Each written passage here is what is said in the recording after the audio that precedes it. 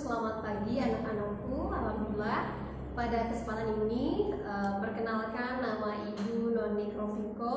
Kali ini adalah materi kedua yang akan Ibu sampaikan untuk kalian. Sebelumnya selamat datang ya untuk kalian semua karena sudah menjadi siswa dan siswi SMK di Fatwa secara sah dengan tadi diadakannya upacara pembukaan MPLS. Oke, pada kesempatan ini Ibu, panggil saya Ibu Noni, akan menyampaikan materi mengenai sekolah ramah anak begitu. BTW sebelumnya pernah mendengar tidak istilah ini? Sekolah ramah anak berasal dari 3 suku kata, yaitu sekolah, ramah, dan anak. Pasti kalian sudah tidak asing lagi pengertian sekolah itu apa, ramah itu apa, dan anak itu apa, ya. Nah, seperti halnya setiap hari kalian dulu sebelum masa COVID-19 pergi ke sekolah, artinya tempat di mana kalian digembleng tentang pelajaran dan mendapatkan pendidikan. Nah, sedangkan ramah anak sendiri artinya adalah ramah bersifat baik untuk anak. Namun untuk pengertian secara keseluruhan, sekolah ramah anak adalah suatu tempat atau dilaksanakannya program pembelajaran yang mengkondisikan lingkungan sekolah nyaman bagi anak, yaitu untuk kalian para siswa memastikan sekolah memenuhi hak perlindungan dari kekerasan, diskriminasi, dan menjadikan sekolah rumah kedua bagi kalian semua. Kemudian prinsip utamanya apa? Prinsip utamanya adalah non-diskriminasi. Tahu non-diskriminasi itu apa? Nah, non-diskriminasi itu tidak membeda-bedakan gendernya atau secara perempuan laki-lakinya, apakah dia disabilitas, kekurangan, atau materinya, apakah dari keluarga kaya atau tidak. Semuanya sama, harus mendapatkan pendidikan yang sama dan mendapatkan sekolah yang nyaman untuk kalian semua. Selain daripada non-diskriminasi, harus memenuhi hak hidup serta penghargaan terhadap anak. Artinya, kalian patut dihargai di sekolah dengan mendapatkan pendidikan yang baik dan diperlakukan secara baik dan tidak dibeda-bedakan seperti itu. Kemudian, tadi prinsip utama, sekarang ada prinsip-prinsip dari poin per poinnya. Pertama, tadi non-diskriminasi, itu sudah jelaskan bahwa non-diskriminasi adanya tidak adanya perbedaan atau tidak adanya dibeda-bedakan, baik melalui gender laki perempuan, disabilitas, kesempurnaan bentuk atau tidaknya, ataupun secara materi kaya atau tidaknya. Kemudian kepentingan terbaik untuk anak, artinya segala kebijakan sekolah itu harus mementingkan kepentingan anak dan harus benar-benar memenuhi kebutuhan anak di sekolah.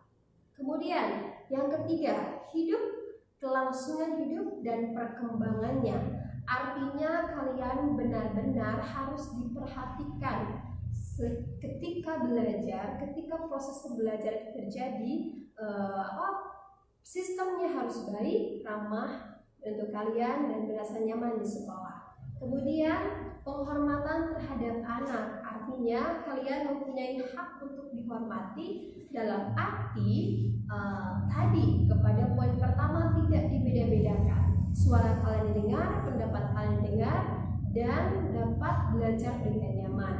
Kemudian yang kelima adalah pengelolaan yang baik dari pihak sekolah. Apa? Transparansi, akuntabilitas, dan partisipasi. Pasti bingung ya apa artinya?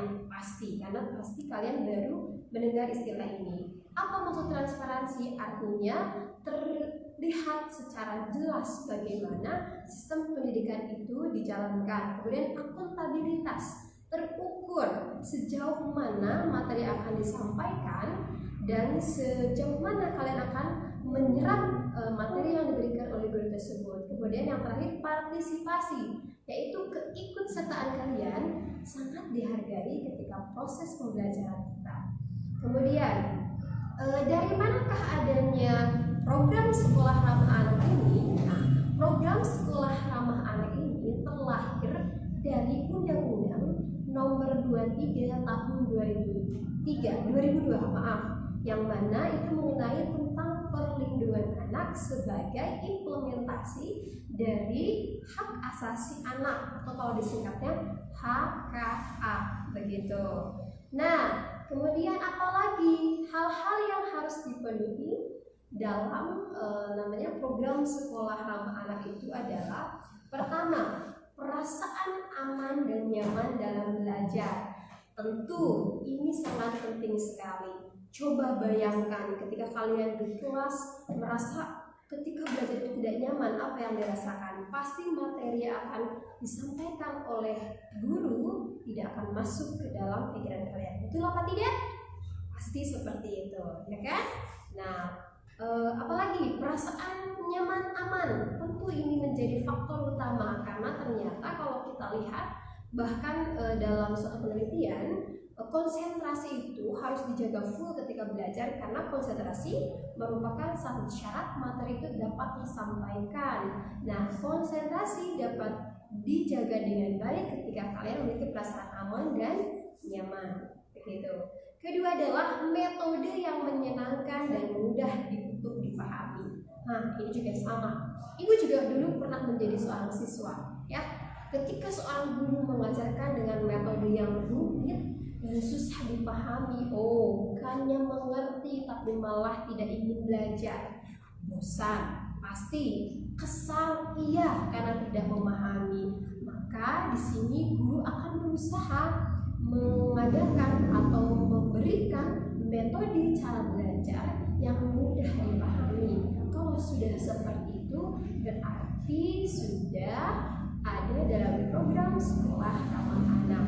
Kemudian yang selanjutnya adalah iklim kompetisi yang sehat dan dalam berprestasi. Tentu kita perlu berkompetisi, karena berlomba-lomba dalam kebaikan, khususnya dalam berprestasi, itu sangat penting, ya. Untuk apa kita sekolah kalau tidak punya prestasi? Betul? Sekolah bukan hanya tempat bermain, sekolah bukan hanya tempat untuk kalian mencari pacar, mencari teman, tapi untuk berprestasi, artinya harus berlomba-lomba menciptakan sesuatu yang amazing atau luar biasa dalam pembelajaran, ya.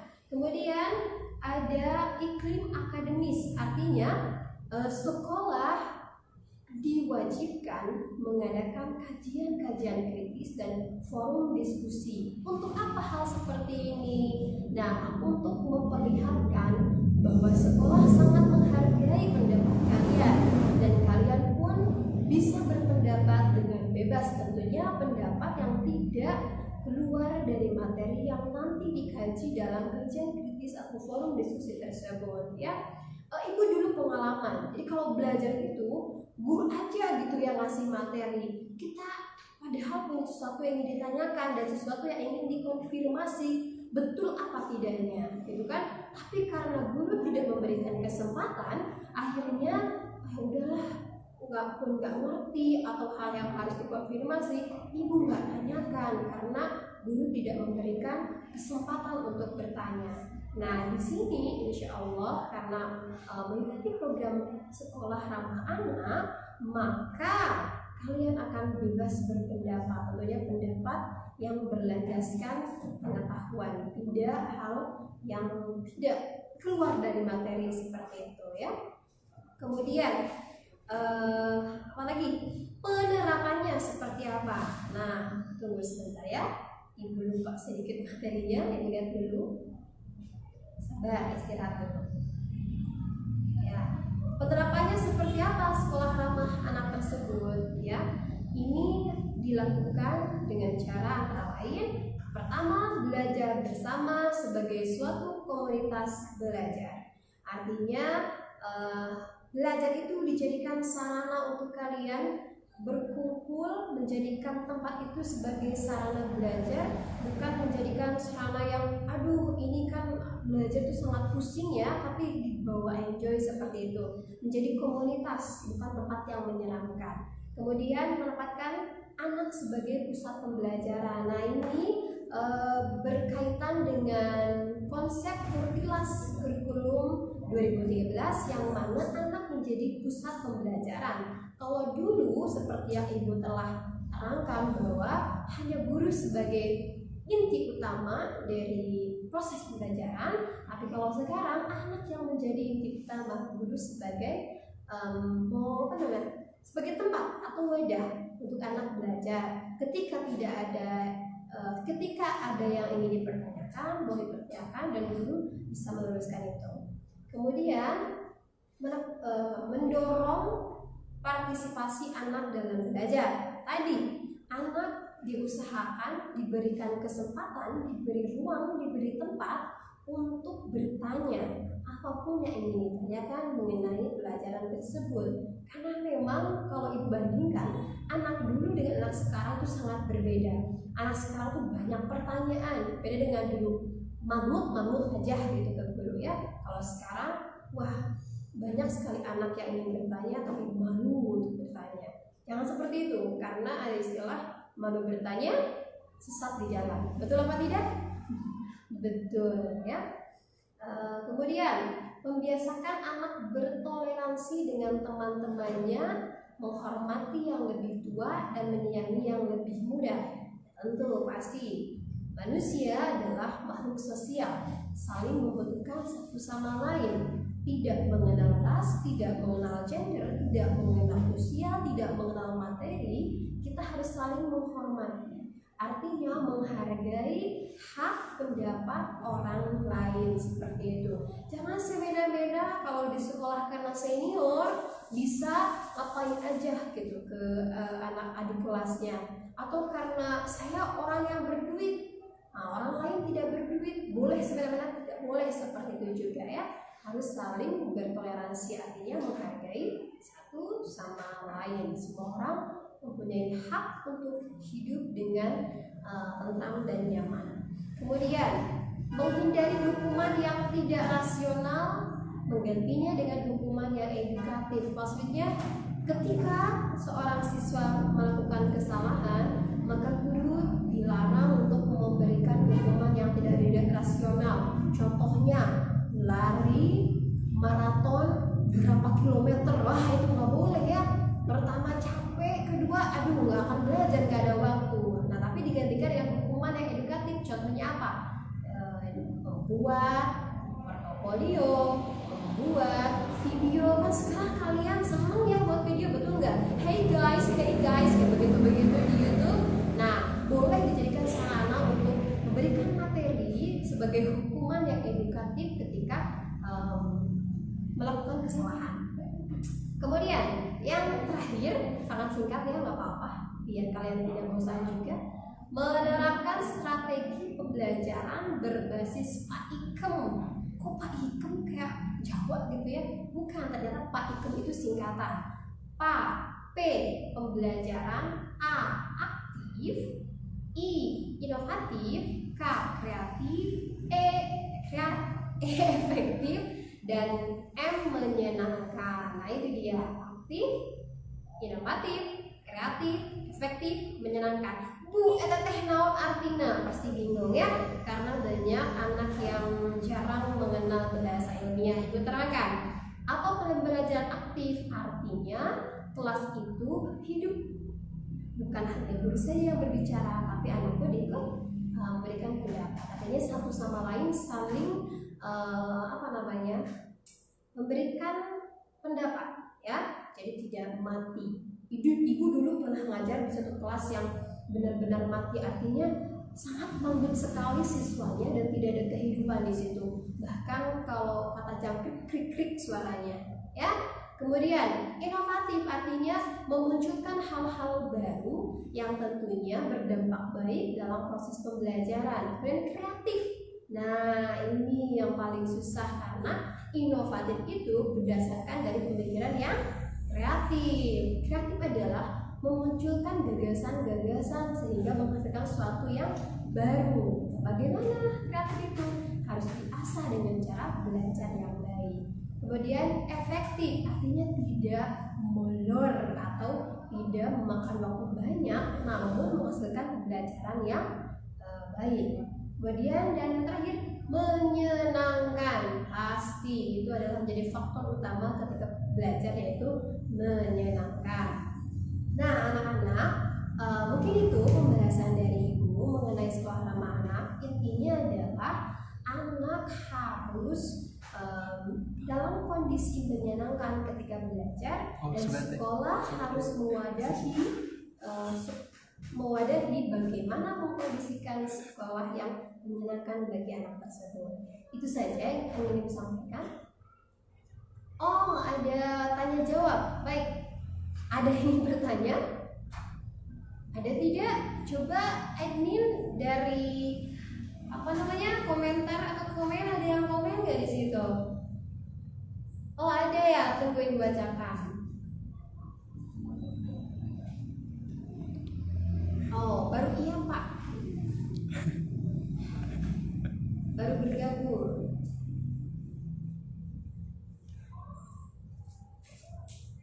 Belum ada rupanya.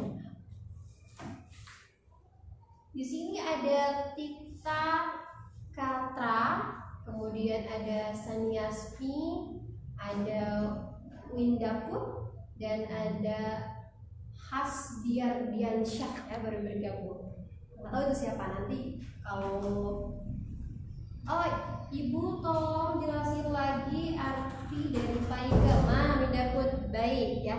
Paikem. Paikem itu singkatan ya. Singkatan dari apa tadi?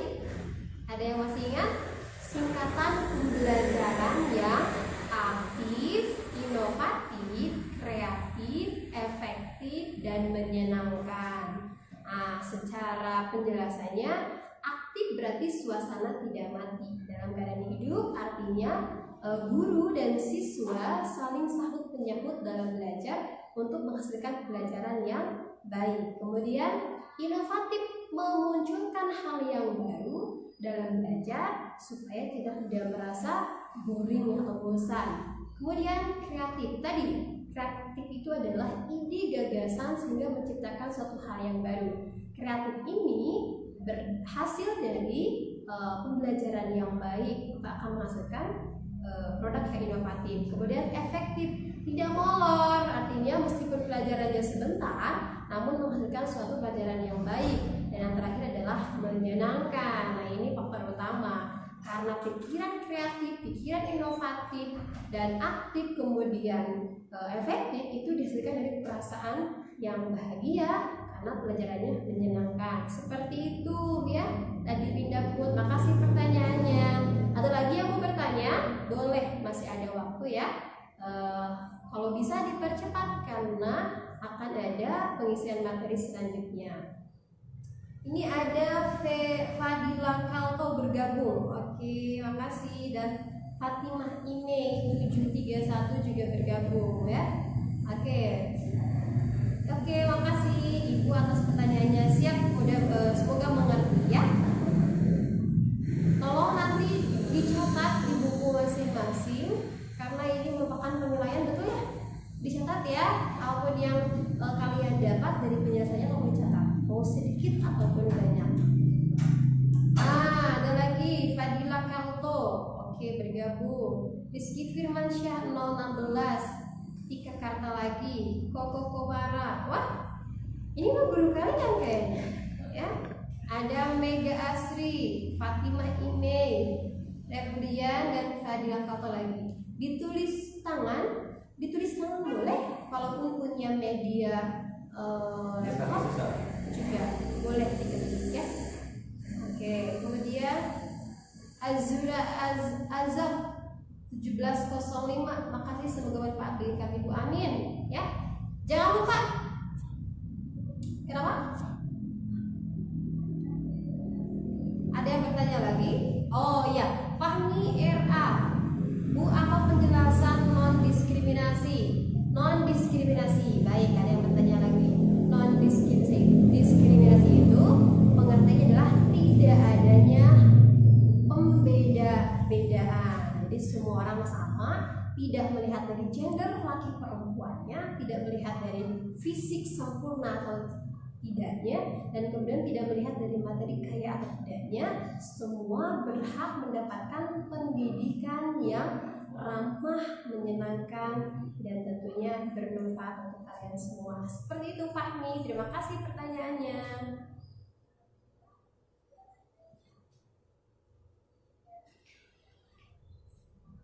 Oke, ada lagi Putra YSP.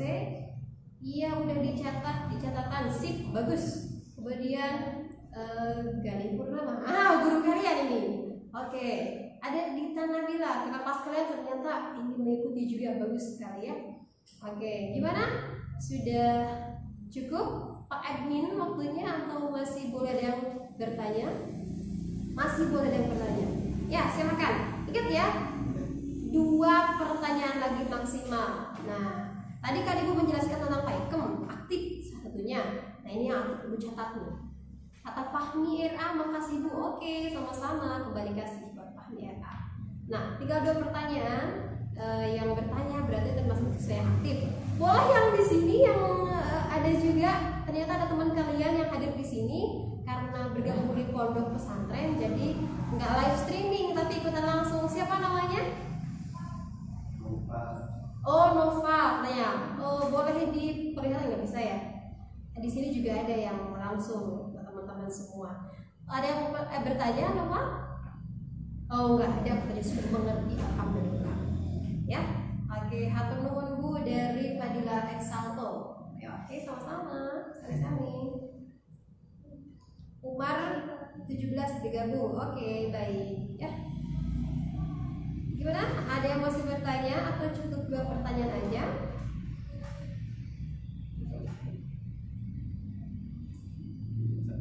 Begitu sampai 10 ya. 10 9 8 7 6 5 4 3 2 1 Oke, Ibu tutup forum pertanyaannya ya. Bagi anak-anakku yang sudah lihat ada 27 orang, belum semua tapi tidak apa-apa. Terima kasih karena mau berpartisipasi ya. Tuh ada yang baru bergabung malah. Oh, ini ada yang bertanya Mega. Aduh, gimana ya Bu, yang ketinggalan gimana? Gimana yang ketinggalan? Gimana tuh ya, Ibu tanyakan dulu. Gimana yang ketinggalan? Dikarenakan live streaming, jadi bisa ditonton lagi kapanpun. Katanya ini live streaming, tapi nanti ketika sudah bisa ditonton kapanpun. Nah, seperti itu, nanti bisa dibuka lagi, mungkin gitu ya. Oke, nanti dibuka lagi aja ya. Oke, itu Mega ya. Nanti dibuka lagi aja dari awal sampai akhir apa yang disampaikan, dicatat kembali hasil live streamingnya. Lalajo doang. Ya, lalajo doang, tapi harus itu juga dipahami juga isinya apa ya. Oke. Fatimah Ime, saya Bu. Oke, sip. Ada Adit. Makasih Bu penjelasannya. Oke. Punten ya, mungkin kurang jelas penjelasannya karena tidak biasanya Ibu mengajar seperti ini, lebih enak ketika bertatap muka langsung. Oke, Mega RS ya, makasih Bu, sama-sama. Mungkin itu saja karena waktu yang sudah memisahkan kita. Oh, ada yang bertanya lagi? Putra ISP, nanti ada live streaming lagi ya? Ada setelah ini dengan materi yang berbeda, jadi tetap harus manteng live IG-nya ya. Jangan kemana-mana. Gitu. Adam, makasih Bu, sama-sama. Itu aja dulu karena waktu yang memisahkan anak-anak harus ke materi yang selanjutnya. Terima kasih atas pertanyaan dan perhatiannya. Wassalamualaikum warahmatullahi wabarakatuh.